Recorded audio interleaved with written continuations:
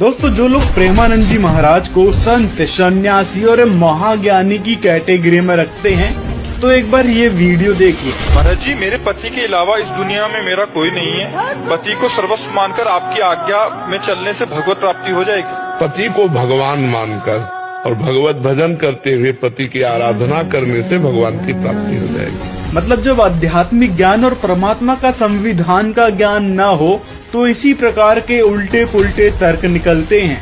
प्रेमानंद जी के हिसाब से यदि पति को भगवान मानकर ही पूजने से भगवान मिल जाते हैं, तो फिर भगवान को भगवान कहने का और भक्ति करने का ढोंग क्यों करते हैं?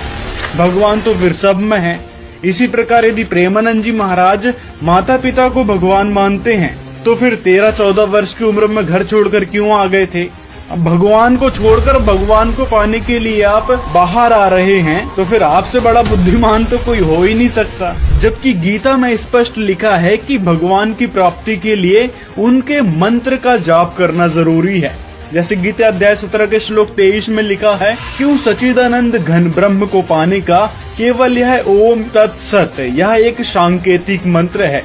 और उसकी जानकारी आज के समय में संत रामपाल जी महाराज बता रहे हैं कि यथार्थ मंत्र ये कौन सा है।